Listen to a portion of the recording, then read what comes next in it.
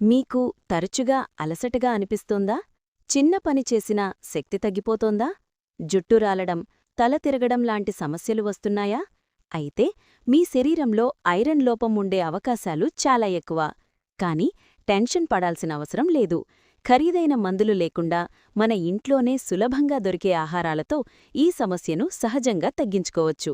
ఈ వీడియోలో ఐరన్ లోపాన్ని తగ్గించడానికి 5 ఉత్తమమైన, చౌకైన మరియు ఫలితమిచ్చే చిట్కాలను మీకు పూర్తిగా వివరంగా చెబుతాను.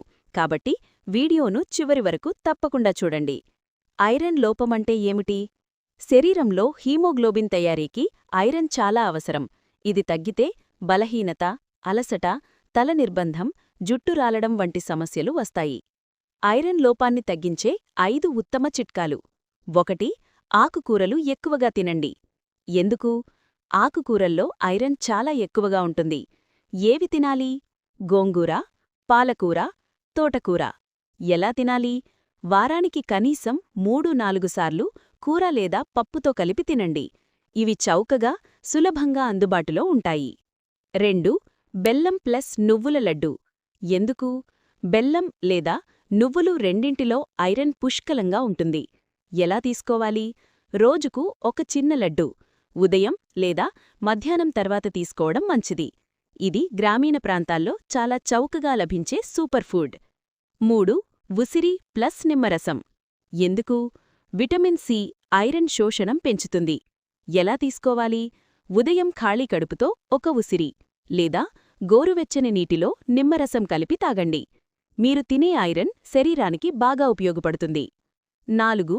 పల్లీలు మరియు శనగలు. ఎందుకు? ఇవి ప్రోటీన్తో పాటు మంచి ఐరన్ సోర్స్. ఎలా తినాలి?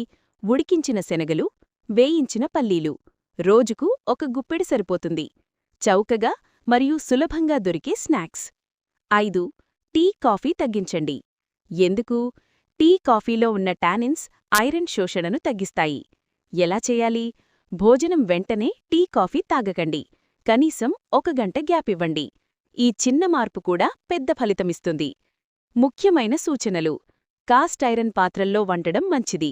రక్తహీనత ఎక్కువగా ఉంటే డాక్టర్ను సంప్రదించాలి. విటమిన్ బి12 మరియు ఫోలిక్ యాసిడ్ కూడా అవసరం. ఇలా ఈ చిన్న చిన్న మార్పులు మీ రోజువారీ ఆహారంలో చేసుకుంటే ఐరన్ లోపం సమస్యను సహజంగా తగ్గించుకోవచ్చు. ఖరీదైన మందులపై ఆధారపడకుండా మన ఇంట్లోనే ఉన్న సాధారణ పదార్థాలతో ఆరోగ్యాన్ని కాపాడుకోవడం చాలా సులభం. ఈ వీడియో మీకు ఉపయోగపడితే తప్పకుండా లైక్ చేయండి. మీ ఫ్రెండ్స్ మరియు ఫ్యామిలీతో షేర్ చేయండి.